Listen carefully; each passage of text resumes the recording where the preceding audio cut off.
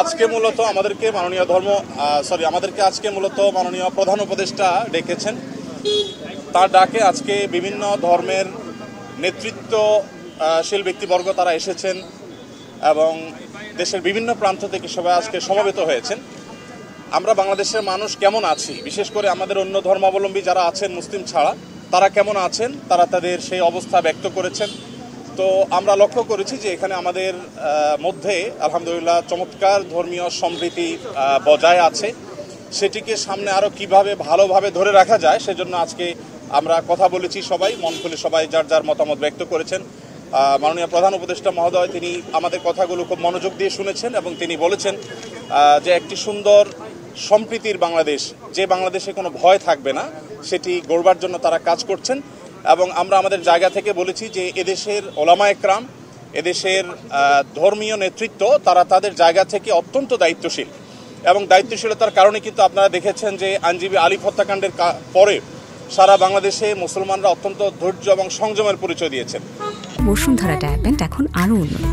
এই hot air through top sheet দ্রুত শোষণ করে সোনামণিকে দেয় কোমল অনুভূতি। বিগত সরকারের শেষের দিকে আপনারা দেখেছেন ফরিদপুরে দুইজন মসজিদের নির্মাণ শ্রমিককে অত্যন্ত নির্মমভাবে অন্য ধর্মাবলম্বীরা হত্যা করার পরও গোটা দেশের মুসলমানরা অত্যন্ত সংযমের পরিচয় দিয়েছেন। আমরা এটিকে যেমন সাধুবাদ জানিয়েছি, ঠিক তেমনিভাবে এটিকে ধরে রাখবার জন্য সংগ্রাম চালাচ্ছি।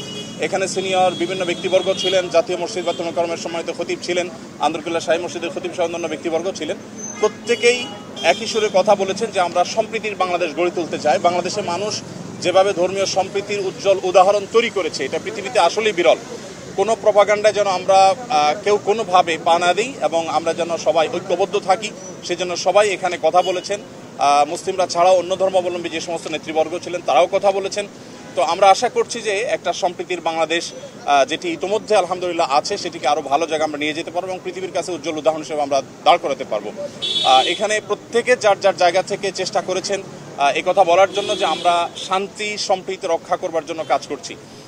আমরা 5 আগস্টে লাইভে এসে প্রত্যেকে যার যার জায়গা থেকে আমরা সবাই কিন্তু মানুষকে সজাগ থাকার, সতর্ক থাকার এবং সংযমী থাকার, ধৈর্যশীল থাকার জন্য আমরা আহ্বান করেছি।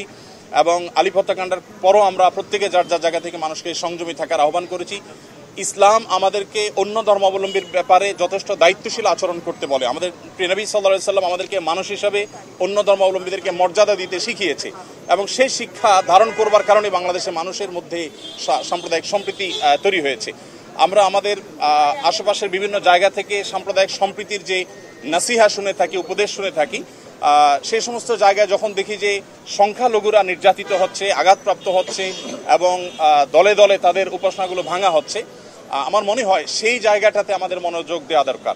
আমাদের দেশে সংখ্যালঘু ভাইরা তারা নিরাপদ আছেন, আদৌ নিরাপদ থাকবেন, তাদেরকে নিরাপদ রাখবার জন্য আমাদের সরকার যেমন কাজ করছে, ধর্মীয় নেতৃত্ব তারা তাদের জায়গা থেকে কাজ করছেন। তো আমরা মূলত এই বার্তাটা মাননীয় প্রধান উপদেষ্টা মহোদয়কে আমরা দেওয়ার চেষ্টা করেছি যে আমাদের জায়গা থেকে আমরা ঐক্যবদ্ধ আছি, ঐক্যবদ্ধ আমরা থাকবো। আমাদের হিন্দু, মুসলিম, খ্রিস্টান, বৌদ্ধ সবাই ভাই ভাই হয়ে আমরা এই মাটিতে আমাদের প্রিয় দেশকে এগিয়ে নিয়ে যেতে চাই।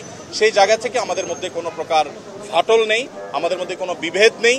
বিভেদ এবং ফাটল যারা দেখাবার চেষ্টা করছে তাদের সে মিথ্যা প্রপাগান্ডা যেন বিশ্ববাসী বিভ্রান্ত না হয়, আমাদের দেশের মানুষ যেন বিভ্রান্ত না হয়, আমরা সে বার্তাটি মূলত আজকে দেওয়ার চেষ্টা করি।